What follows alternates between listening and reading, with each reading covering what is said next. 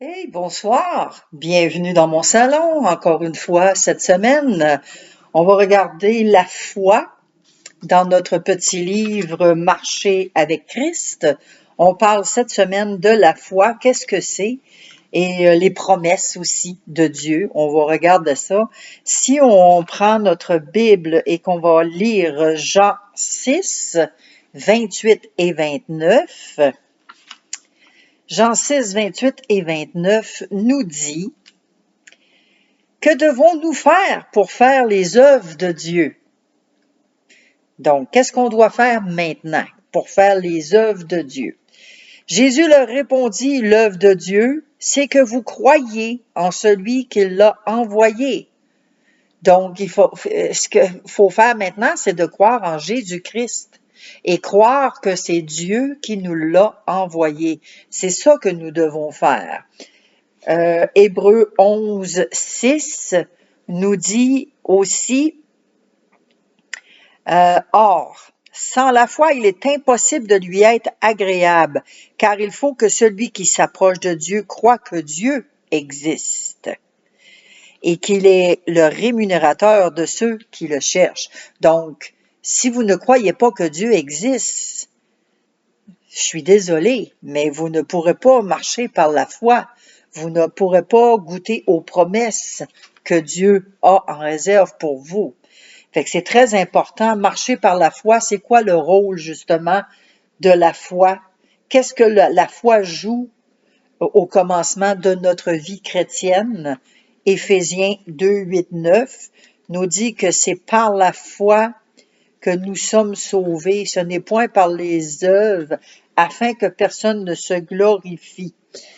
Donc, Éphésiens 2, je vais aller le lire, mais c'est ça que ça veut dire. Éphésiens 2, 8, 9. Car c'est par la grâce que vous êtes sauvés. Moi, j'ai dit par la foi, mais la foi est la grâce. Que vous êtes sauvés par le moyen de la foi. Et cela ne vient pas de vous, c'est le don de Dieu. Ce n'est point par les œuvres, afin que personne ne se glorifie. Donc, c'est ça. Le salut nous vient de Jésus-Christ par la foi. Et c'est par la foi qu'on s'en accapare. Donc, on peut faire une belle vie, être comme un peu Mère Teresa, faire des œuvres extraordinaires, des bonnes œuvres, mais ça ne vaut rien si on n'a pas la foi. Si on ne met pas notre foi en pratique dans ce qu'on fait, nos œuvres ne valent absolument rien. Donc, quel rôle que ça joue? Ben, c'est la foi nous sauve. C'est un don de Dieu. Ce n'est pas par les œuvres. C'est la foi en quelque chose d'invisible, de quelque chose qu'on espère. On le voit pas, mais on l'espère. On met notre foi, c'est notre espérance. Vous avez accepté Christ par la foi. Comment devez-vous vivre maintenant? Colossiens 2,6. Parce que c'est important de savoir maintenant comment est-ce qu'on doit vivre à la suite de notre repentance. Donc, Colossiens 2, verset 6. Ainsi donc, comme vous avez reçu le Seigneur Jésus-Christ, marchez en lui. C'est pas compliqué. Marchez en lui. Vous l'avez reçu. Vous avez reçu Jésus-Christ dans votre vie comme votre Seigneur et Sauveur personnel.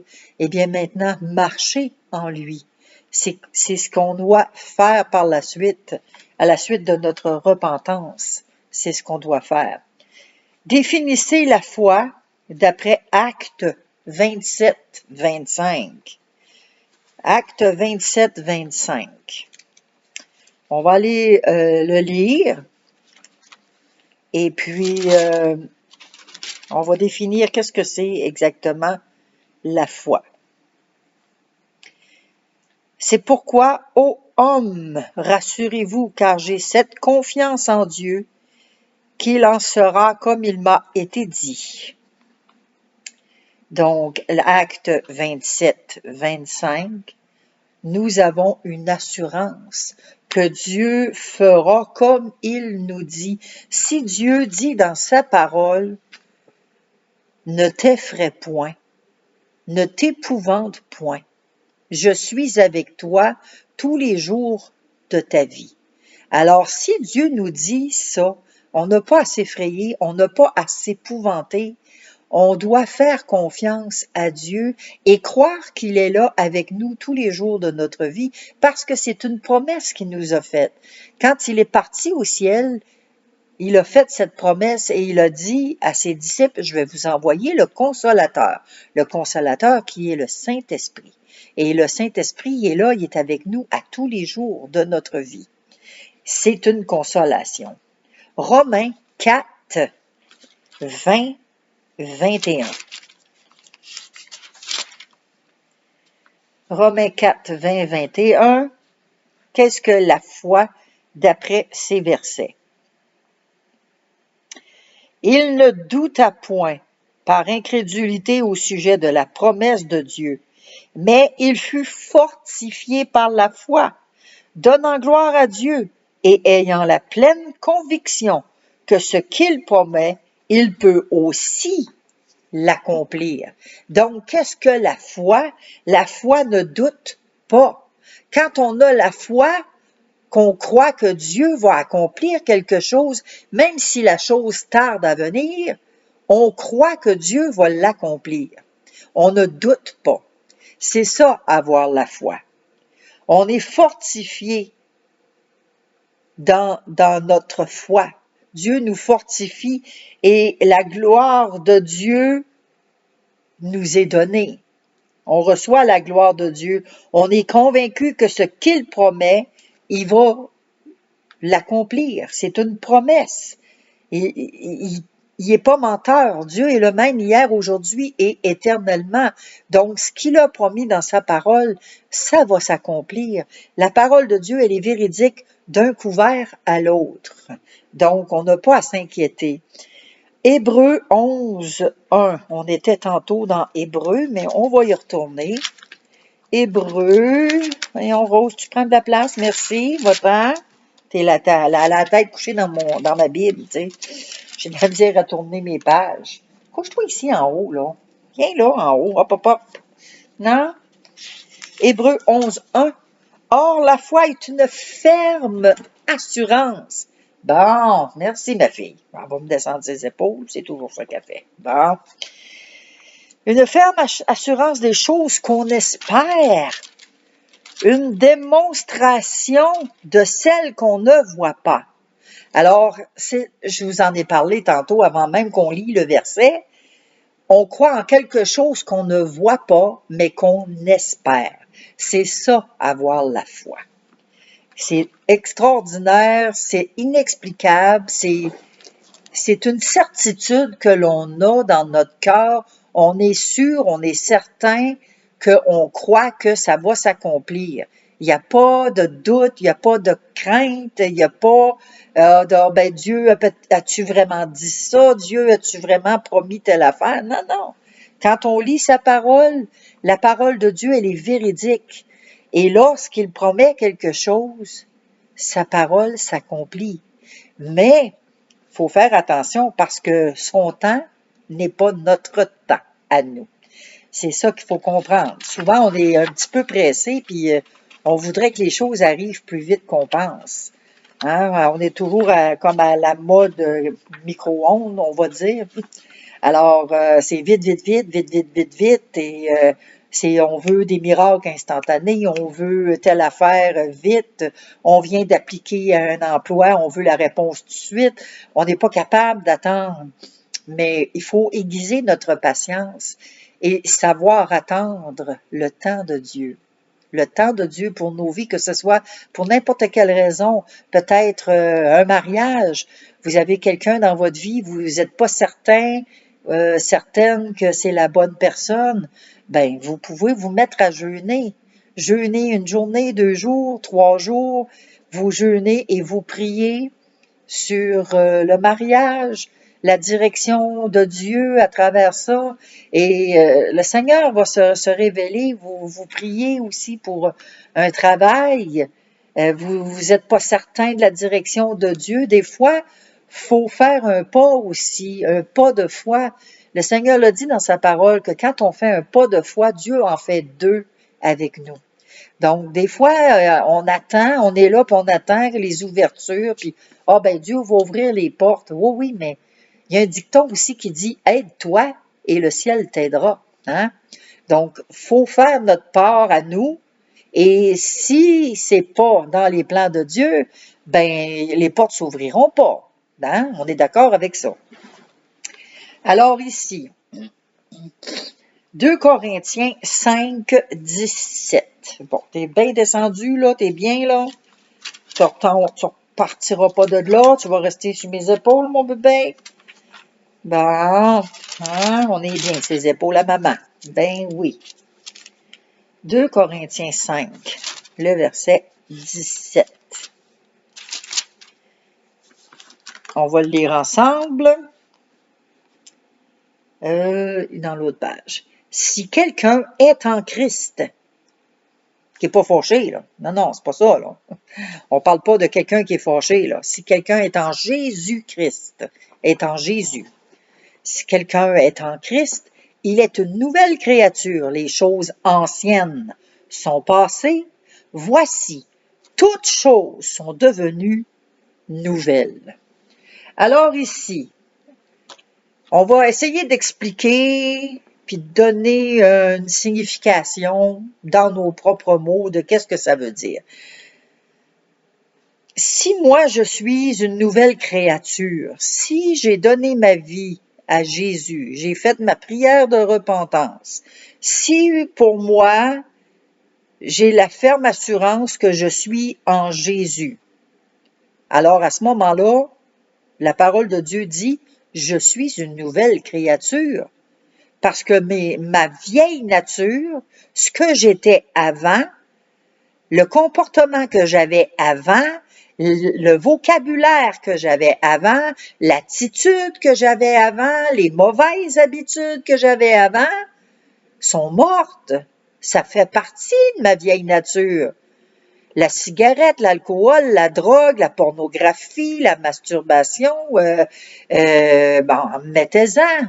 Le vol, l'escroquerie, les billets de loterie, tout ce qu'on faisait dans notre vie avant de connaître Jésus-Christ fait partie de notre vieille nature. Donc maintenant, si je suis en Jésus-Christ, je pratique plus ces choses-là, je ne dois plus les pratiquer. C'est ça. On est maintenant en lui, toutes choses sont devenues nouvelles. Donc, la perspective est en avant de nous.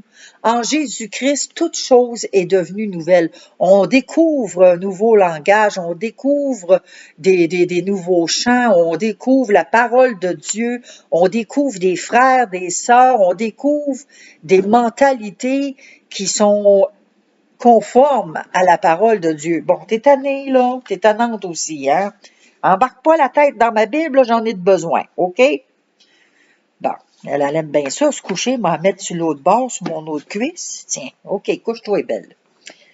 Donc, ce que je faisais avant, je ne le fais plus. Mon comportement change et il doit changer. Alors, si à quelque part, dans notre vie, dans ta vie, dans la mienne, on a donné notre vie à Jésus-Christ, mais on n'a pas changé de comportement, on n'a pas changé d'habitude, on continue à blasphémer, blasphémer sacré, là, pour ceux qui ne comprennent pas le mot blasphème. On continue à faire les mêmes choses qu'on faisait, mais à ce moment-là, on doit se poser des questions. Est-ce que je suis vraiment né de nouveau? Est-ce que j'ai vraiment donné ma vie à Jésus-Christ? Est-ce que si moi j'y ai donné, oui, j'y ai donné, mais OK, est-ce que Jésus est maintenant le Seigneur de ma vie? Et quand on parlait, je vous en ai parlé dans les capsules précédentes, le Seigneur d'une propriété, il est propriétaire. Comme nous ici, on est Seigneur de notre maison. Nous sommes les propriétaires de notre maison. Et Jésus en l'acceptant dans notre vie, il est notre propriétaire. Nous devenons sa propriété. Fait en devenant sa propriété, on ne s'appartient plus à nous-mêmes, on appartient à Jésus-Christ, on appartient à Dieu. Et c'est là par la suite qu'il y a des transformations qui doivent se faire, c'est sûr. On ne peut pas rester dans la condition dans laquelle nous sommes. On doit évoluer, on doit renouveler notre intelligence. Et pour ça, faut le faire par la foi et par le Saint-Esprit. Ça ne se fait pas de par nos propres forces, on ne peut pas faire ça toute seule. Ça prend vraiment l'intervention de Dieu pour nous aider. Matthieu 13, 58.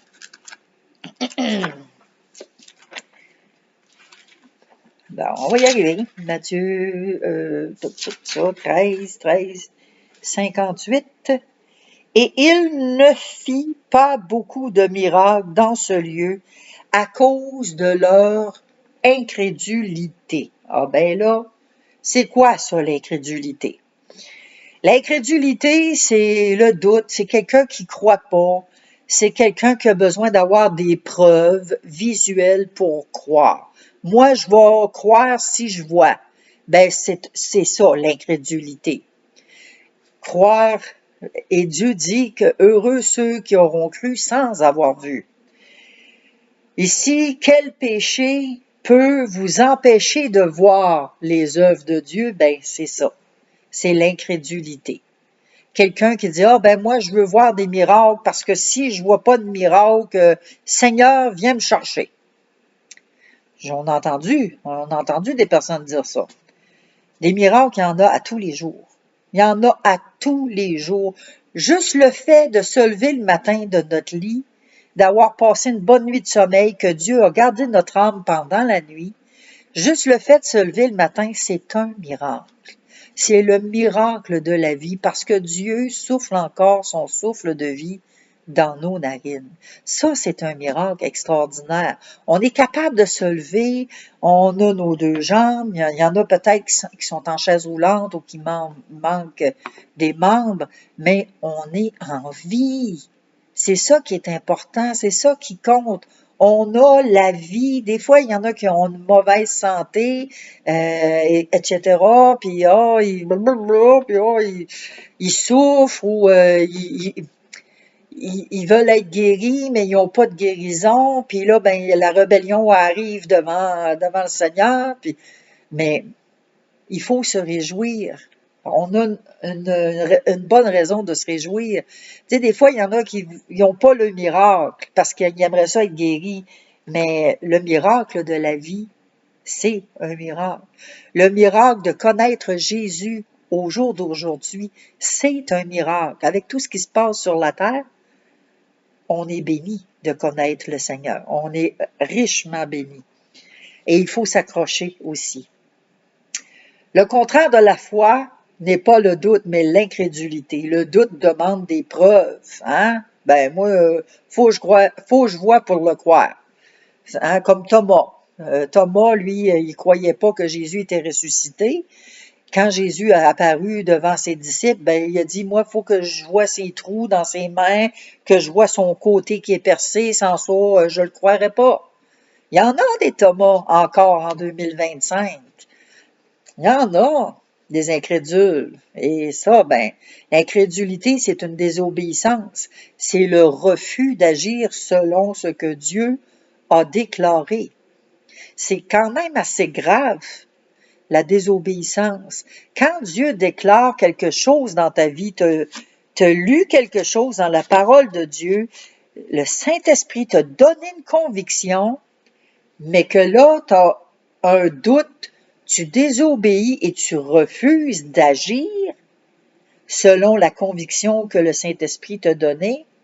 Là, par exemple, faut que tu te repentes d'agir de cette façon-là. Faut te repentir, demander pardon à Dieu, puis te conformer à ce que l'Esprit de Dieu te demande. Si tu te conformes pas, tu es considéré comme un rebelle. L'objet de la foi. En quoi les gens mettent-ils à tort leur confiance? Écoute, il y en a qui vont, ben là, moi je vais t'en dire, mais on va aller en lire aussi. Moi je vais t'en dire. Il y en a qui vont mettre la confiance en, je sais pas, moi, on a eu les élections, Donald Trump. Combien qu'il y a de chrétiens qui ont mis leur foi dans cet homme, hein, en pensant que c'était le sauveur du monde. Ça, c'est une foi erronée. C'est de se causer des torts à soi-même. Ils mettent à tort leur confiance. C'est à tort qu'ils mettent leur confiance en un homme, parce que maudit soit celui qui se confie dans un homme. On peut, mettons, mettre confiance. Ceux qui achètent des billets de loterie, le Seigneur va faire sortir mes numéros. Moi, quand j'entends ça, là, les cheveux me viennent droit sur la tête, puis je me dis, mais ça se peut pas. Ça se peut pas qu'un chrétien joue à des jeux de hasard puis qu'il mette Dieu là-dedans, que Dieu va sortir leur numéro. Oh là là! Dieu n'est pas dans la loterie, en passant. On va aller voir Psaume 33, 16, 17. Il y a bien des choses qui vont être révélées. Peut-être que ça va vous allumer une petite lanterne, puis être plus attentif par la suite, à savoir, là, qu'est-ce qui se passe, là? Est-ce que je suis dans le doute? Est-ce que je suis incrédule? C'est là qu'on va se poser des questions. 33, 16, 17. Alors ici, ça dit, ce n'est pas une grande armée qui sauve le roi. Ce n'est pas une grande force qui délivre le héros. Le cheval est impuissant pour assurer le salut, et toute sa vigueur ne donne pas la délivrance.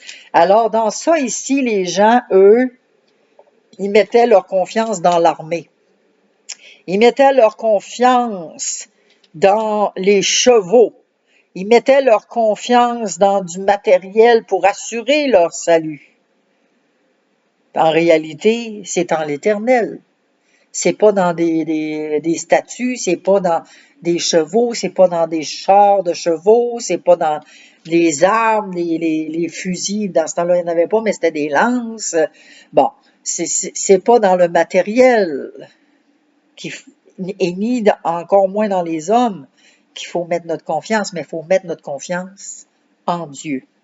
Alors, eux, ici, ils mettaient à tort leur confiance dans une armée ou dans leur force, leur propre force. Psaume 146, 3. Ça arrive des fois que, je suis capable tout seul, hein.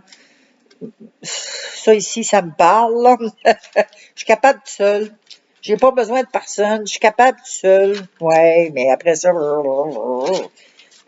tu sais, je bougonne un peu, hein. Là, je vous compte des anecdotes de ma vie. Là. Vous allez apprendre à me connaître.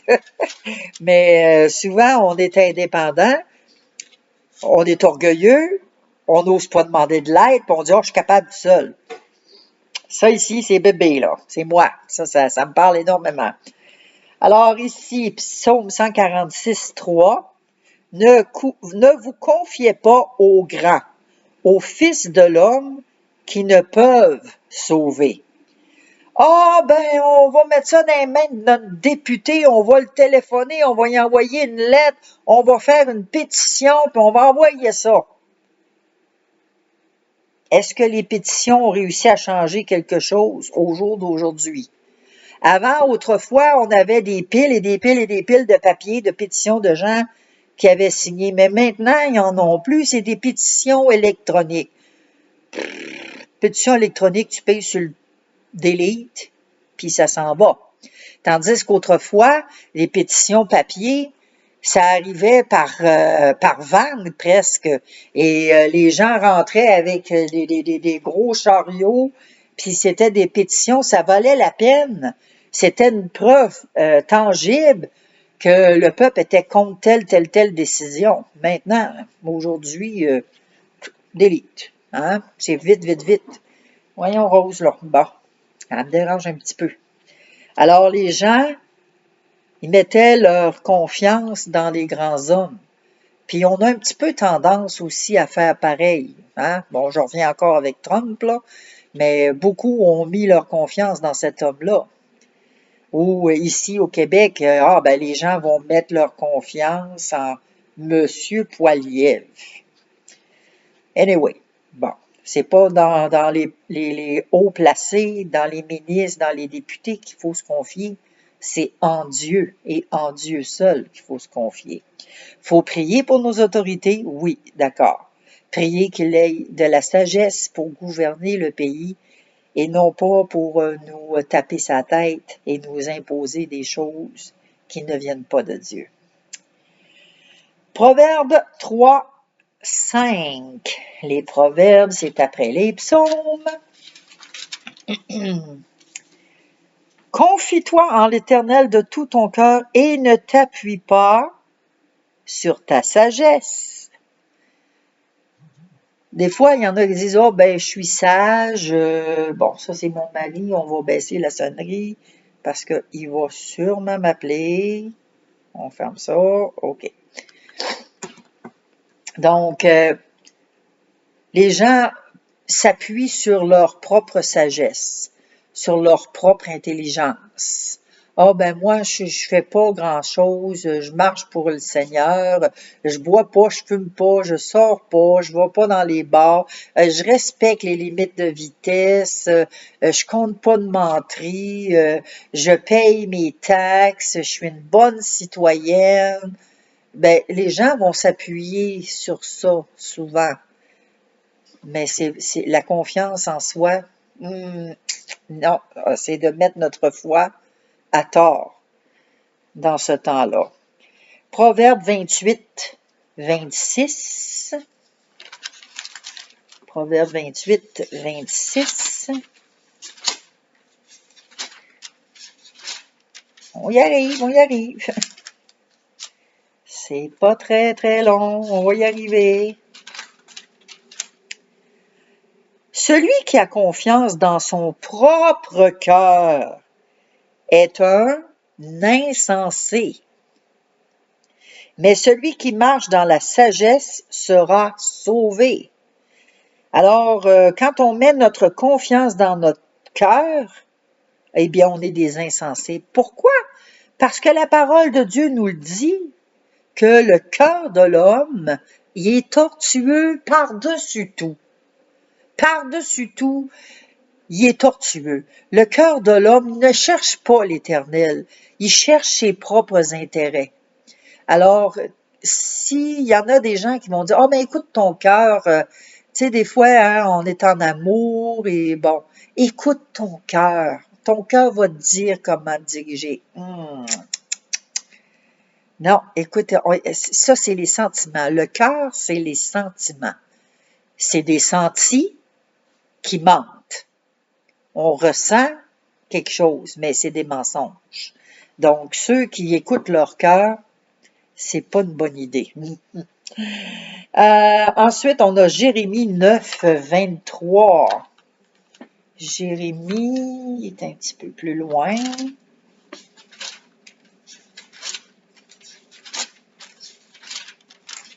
Jérémie 9.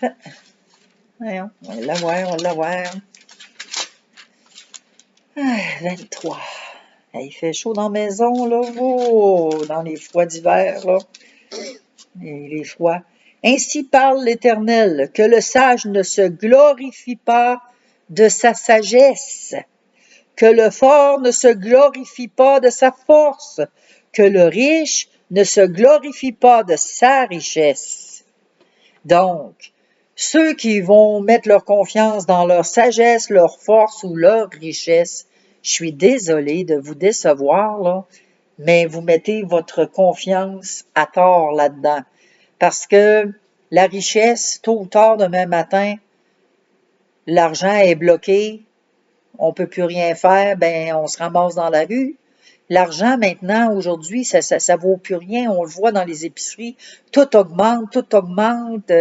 Ce qu'on achetait avant, autrefois, on payait, mettons, 20 $ pour un bon panier quand même. Maintenant, ben 20 $, on a 2 articles. C'est incroyable. L'argent ne vaut plus rien. Si vous placez votre foi dans vos propres forces, la journée que vous allez tomber malade, que vous allez être dépressif, que vous allez, je sais pas moi, avoir un mal de dos, ou bon, votre force, elle est où votre force? Hein, vous allez tomber dans la dépression, ben ça marche pas. Vous mettez votre foi sur votre force, ça fonctionne pas. Et sur la sagesse, on l'a dit tantôt, que celui qui se confie là, son cœur, sa sagesse, c'est un insensé. Nul n'est sage. Aux yeux de Dieu, on n'est pas sage. On pense qu'on est sage aux yeux des hommes, mais à l'intérieur, la sagesse de l'homme ne vaut rien. Donc, ça ne vaut pas la peine de mettre notre confiance dans ça. Alors ici, qu'est-ce que vous êtes tenté de croire? Quelles conséquences inéluctables découlent de la foi en de tels objets? Dans de tels objets, les objets de la foi que je vous ai parlé. Parfois, sur la sagesse et sur mon cœur, je mets ma confiance. Parce qu'ici, il disait de mettre une croix. Moi, ben, c'est ça. J'ai mis des croix. Et parfois, c'est ça, je m'appuie sur ma sagesse. C'est de l'orgueil un peu, hein? Ça, c'est sûr, c'est de l'orgueil. Mais des fois, je vais m'appuyer sur ma sagesse, puis des fois, pas tout le temps, mais il y a des fois, je vais écouter mon cœur. Puis pourtant, mon cœur, il est tortueux, le Seigneur l'a dit.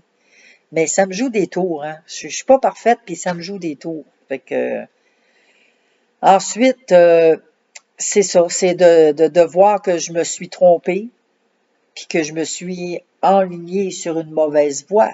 Mais ça, faut le reconnaître. Si on n'est pas capable de le reconnaître et de se repentir de ça, ben, Seigneur, il va nous laisser aller. C'est ça que tu veux, ma fille? Vas-y. Seigneur nous laisse libre. Mais quand on s'aperçoit qu'on est dans l'erreur, ben, il faut revenir. On fait marche arrière ou on vire de bord, puis on défait le chemin qu'on a fait. Et on revient dans la bonne traque avec le Seigneur, évidemment.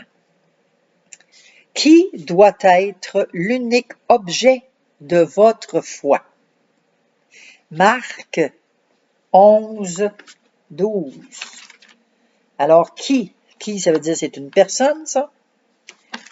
Qui doit être l'unique objet de votre foi? Bon, je suis dans Marc 5, Marc 11, comme on a dit, 22. Jésus prit la parole et leur dit, « Ayez foi en Dieu. » C'est aussi simple que ça, c'est court et touchant. Hein? Ayez foi en Dieu. C'est en Dieu qu'on doit mettre notre foi, pas dans des pacotiers, dans des cochonneries que, ben j'ai foi que demain il va faire beau. Hein? Ils ont annoncé ça à la météo. Mais non, notre foi, on doit la mettre en Dieu. C'est aussi court que ça. C'est pas compliqué, là. Ayez foi en Dieu. That's it. C'est en Dieu qu'on doit mettre notre foi, notre espérance. Alors, quand on se base sur 2 questions, les 2 questions précédentes, là, est-ce qu'on peut expliquer, mettons, est-ce qu'on peut illustrer, si je peux appeler ça de même, est-ce qu'on peut illustrer concrètement la foi en quelque chose, puis la foi en Dieu? Est-ce que c'est possible pour vous de vous imaginer mettre votre foi en quelque chose? Exemple, quelqu'un qui transporte une valise, puis dans sa valise, c'est sa foi qui traîne dans sa valise. Et là, il vient pour traverser un petit ruisseau, puis c'est écrit danger parce que le pont, il est pas très, très solide. Fait que là, lui, il va se dire, ben, je le sais, je peux traverser. Je suis capable de traverser, il n'y a pas de problème. Je vais faire attention, je vais faire des grands pas et je vais traverser le petit pont, puis je vais arriver de l'autre côté. Il met sa foi en ses propres capacités. Mais là, il arrive sur le pont, puis qu'est-ce qui arrive? Le pont craque, ben, il tombe à l'eau. C'est ça qui arrive. Tandis que, exemple, quelqu'un va avoir encore cette petite valise-là, il va arriver sur le même petit pont, sauf que là, la pancarte, c'est écrit « Pas de danger ». Ben là, il va traverser quand même parce que il va se fier à la pancarte. Il se fiera pas comme le premier. Il aurait pu se tourner vers Dieu, se confier en Dieu, mais il s'est tourné contre ses propres forces, puis il a tombé. Tandis que l'autre, ben, il se fie à la pancarte, il se fie à ce qu'il voit. Puis, il n'y a pas de danger. Mais quand même, il n'y aurait pas de danger s'il arrive au beau milieu, puis que la pancarte est fausse, puis que là, le pont s'écroule, ben, il a l'air fin. Parce que d'un côté comme de l'autre, les deux personnages n'ont pas mis leur confiance en Dieu. Un a mis la confiance dans ses propres forces, puis l'autre a mis la confiance dans le matériel. C'est ça que ça fait. Matthieu 24, 33. Matthieu 24, 33. J'ai chaud, là. Il doit faire un... Quoi? Comment est-ce qu'il fait? Oh. Un bon 25, là, dans la maison. Oh! Qui fait chaud. Bon. 25, 33. Il est de l'autre côté. Donc, ici, ça nous dit... Instruisez-vous par une comparaison tirée du figuier. Ah non, ça c'est 32. Mais on va le lire pareil. Dès que ses branches deviennent tendres et que les feuilles poussent, vous connaissez que l'été est proche. Voici maintenant notre verset qui est à méditer. Il faut le méditer. Matthieu 24, 33. Ça va être votre devoir, ça. Méditer ce verset-là cette semaine. Alors, de même, quand vous verrez toutes ces choses, sachez que le Fils de l'homme est proche, à la porte. Alors, on est dans les derniers temps aussi. Et on voit dans les derniers temps qu'il y a des choses qui se produisent. De plus en plus, c'est le mal. De plus en plus, les choses arrivent à vitesse fulgurante. On voit le feu en Californie, qu'est-ce qui est arrivé. Il y a plein de choses qui se mettent en place, là. Alors, si on est capable, puis on est intelligent selon l'intelligence de Dieu, ben quand on va voir toutes ces choses, sachez que le Fils de Dieu, le Fils de l'homme, est proche. Il est là, à la porte. Jésus revient bientôt, hein. Donc, c'est à réfléchir. Romains 15, 4.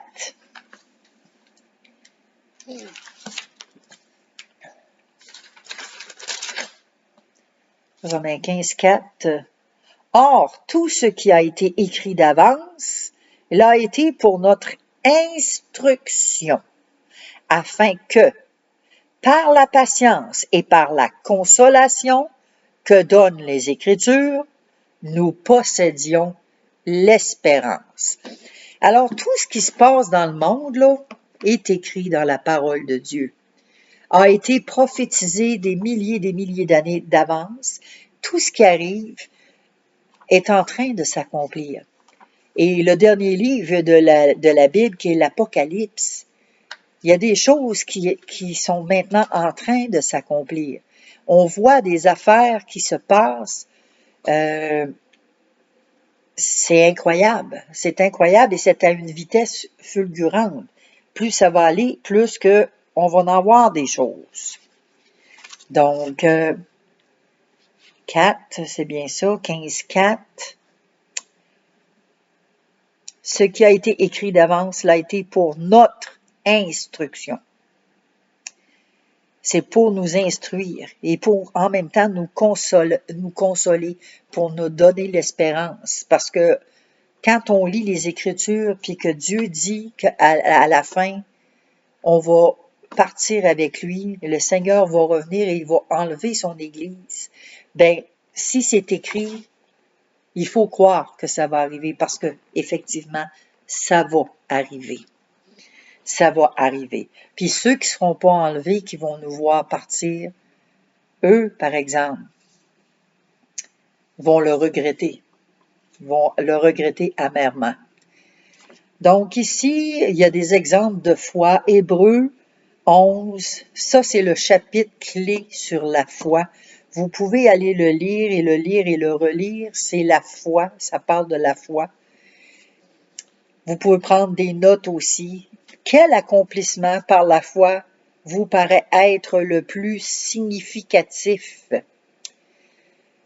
Pour moi, dans toute la Bible, parce que effectivement, je la connais, tout ce qui a été significatif par la foi, c'est l'histoire d'Abraham. Abraham, quand que Dieu lui a promis une postérité et qu'il lui a donné Isaac dans sa vieillesse, Sarah s'est mise à rire. C'est pour ça qu'il s'appelle Isaac. Et pour moi, c'est concret. C'est une foi qui est concrète. Abraham était tellement persuadé que Dieu allait pourvoir, que même s'il sacrifiait son fils, comme Dieu lui avait demandé, Abraham avait une foi inébranlable en Dieu et il croyait que Dieu allait lui restituer son fils. Parce que Dieu lui a donné la promesse qu'il allait lui donner un fils et que de par ce fils, il allait avoir une postérité. C'est ça. Et il croyait dur. Il était inébranlable dans sa foi. C'était quelque chose qu'il ne voyait pas. C'est quelque chose qui était invisible, mais c'est quelque chose qu'il espérait. Alors, il a fait la démonstration de sa foi en obéissant.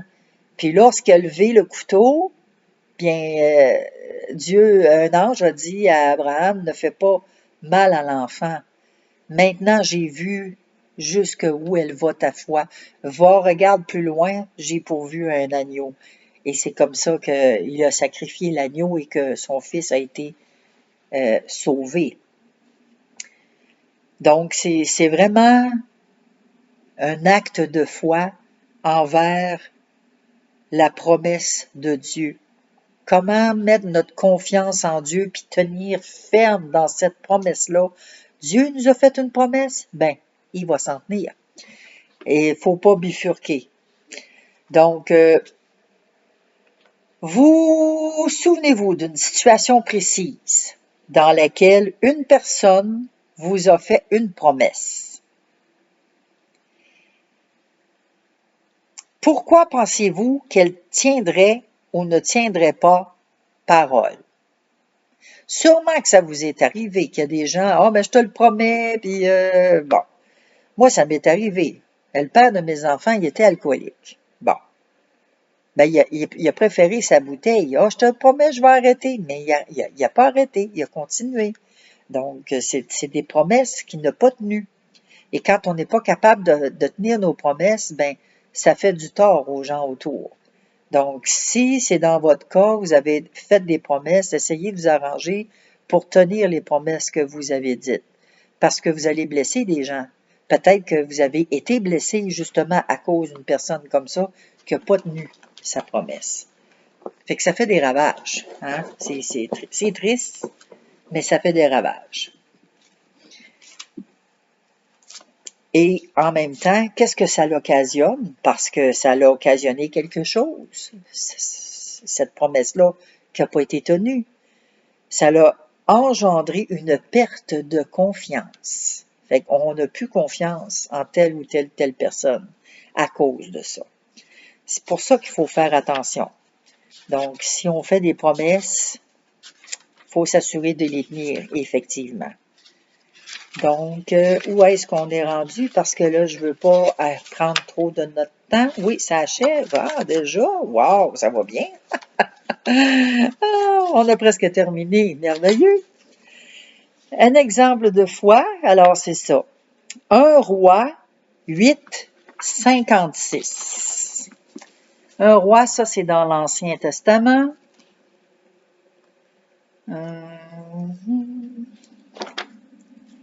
Chapitre 8. Le verset 56. Quand même, hein, c'est long, hein, les chapitres. Alors ici, Dieu aussi vous a fait des promesses. Fait que c'est ce qu'on va voir. Les promesses de Dieu dans la parole de Dieu. 1 Roi 8, 56, ça s'adresse aussi pour nous. C'est encore d'actualité pour nous aujourd'hui.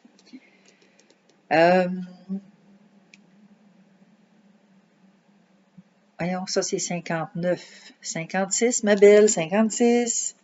Béni soit l'Éternel qui a donné du repos à son peuple d'Israël, selon toutes ses promesses, de toutes les bonnes paroles qu'il avait prononcées par Moïse, son serviteur. Aucune n'est restée sans effet. Qu'est-ce qui est resté sans effet? C'est la parole de Dieu. Aucune parole de Dieu n'est restée sans effet. Est-ce que ça sonne quelque chose à votre oreille? Aucune parole de Dieu n'est restée sans faire effet, sans effet. Quand Dieu parle, quand Dieu donne des promesses, quand Dieu dit des choses, ça a un effet. Il faut s'assurer que ça a un effet. Psaume 89, 35.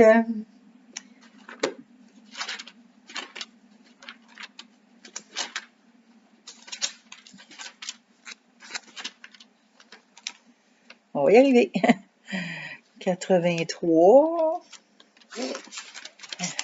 Bon, 89, j'ai dit 30, 35, hein? Ouais. Bon.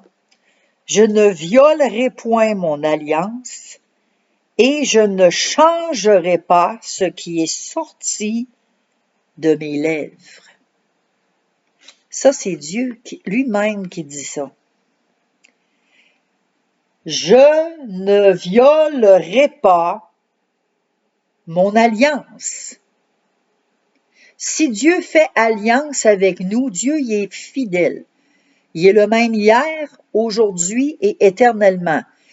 La preuve, Israël, son peuple, Dieu a fait alliance avec Israël.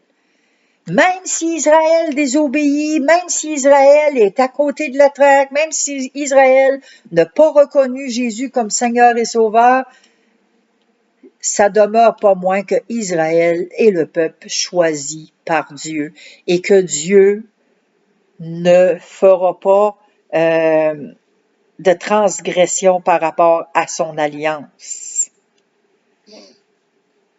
Il ne violera pas cette alliance-là. C'est une alliance qu'il a faite. Et je ne trahirai pas ma fidélité. Dieu est un Dieu qui est fidèle. Je vous l'ai dit, il est fidèle hier, aujourd'hui, puis éternellement. Il est fidèle. Alors, il ne trahira pas sa fidélité. Même si nous, on trahit notre fidélité envers lui, Dieu demeure le même. Et ce qu'il promet est oui et amen. Donc, on n'a pas à s'inquiéter pour les promesses de Dieu parce qu'elles vont s'accomplir certainement. Ésaïe 55, 11. Bon, c'est un petit peu trop loin, non? J'arrive. Ésaïe 55, 11. Ainsi en est-il de ma parole qui sort de ma bouche. Elle ne retourne point à moi sans effet, sans avoir exécuté ma volonté et accompli mes desseins. Alors, c'est la volonté de Dieu qui s'accomplit, c'est les desseins de Dieu qui s'accomplissent. Même si le cœur de l'homme a bien des projets, c'est la volonté de Dieu qui s'accomplit. Et que toute parole que Dieu prononce que Dieu a prononcées ne retournent pas à lui sans d'abord avoir fait son effet. Alors, quand vous parlez de Jésus, quand vous allez évangéliser, quand vous témoignez, même si les personnes vous paraissent fermées puis dures, puis que les personnes ne veulent pas rien entendre, gardez à l'esprit que les paroles que vous dites, les paroles de la vérité, de la Bible, ne retourneront pas à Dieu sans avoir fait l'effet dans le cœur de cette personne-là que vous avez témoigné. Ça peut prendre du temps parce que le temps de Dieu n'est pas notre temps. Mais sachez une chose, un jour, ça va faire son effet. Un jour, ça va faire son effet. J'ai une preuve, moi, ça fait 5 ans que maintenant, ça va faire 5 ans au mois de juin, là, que je fais des repas dans le quartier Saint-Roch à Québec. Et l'année passée, ça faisait 4 ans. Excusez, je suis en train de bouger. L'année passée, ça faisait 4 ans et il y a une personne qui me suivait depuis le début qui a accepté le Seigneur dans sa vie. Ça a pris 4 ans pour que cette personne-là puisse venir au Seigneur. Mais moi, je continuais, je persévérais, j'avais la foi. J'avais la foi et je l'ai encore parce qu'il y a plein de personnes que je vois, que je côtoie encore aujourd'hui et que je me dis, ah Seigneur, cette personne-là, une en particulier, je me dis, celle-là, cette personne-là, Seigneur, je sais que je suis venu pour cette personne-là. Mais en ton temps, Seigneur, c'est en ton temps. Puis le Seigneur le fait, c'est en son temps. Nous, ce qu'on a à faire, c'est de briller, d'être un témoignage de l'Évangile de Christ, d'être un exemple. C'est tout ce qu'on a à faire, parce qu'on ne peut pas faire autre chose que ça. Alors, pourquoi les promesses de Dieu sont-elles dignes de foi, d'après vous? Pourquoi que les promesses de Dieu sont dignes de foi? Parce que Dieu, il est fidèle. Il est le même depuis le commencement des temps et il ne change pas. Dieu est fidèle. Dieu est le même et ses promesses sont oui et amen. C'est ce que la parole de Dieu nous dit. Fait que c'est encourageant. Il faut qu'on s'approprie les promesses de Dieu. C'est important de se les approprier pour soi. Moi, quand je suis venue au Seigneur en 1995, le premier verset, la première promesse de Dieu pour ma vie, c'est dans Acte 31, quand il dit, Acte 16, 31, quand il dit, « Crois au Seigneur Jésus et tu seras sauvé, toi et ta famille. » On est en 2025, puis je rappelle la promesse de Dieu. Seigneur, ça c'est ta promesse. Moi et ma famille, moi je crois en toi. Fait que parce que moi je crois en toi, Seigneur, moi je suis sauvé, mais tu sauves ma famille. Ma famille va être sauvée. Il faut les accaparer, ces promesses-là, parce qu'elles sont pour nous. Donc, Jean 15, 7. Demandez et il vous sera accordé. Mais pour qu'on demande, pour qu'on ait des choses qui soient accordées, il y a une condition. Il faut qu'on demeure en lui. Il faut que sa parole demeure en nous. Si on s'éloigne, ces promesses-là ne s'appliquent pas. Dans la Lamentation 3, 22 à 23, la bonté et la compassion se renouvellent chaque matin. C'est une bonté et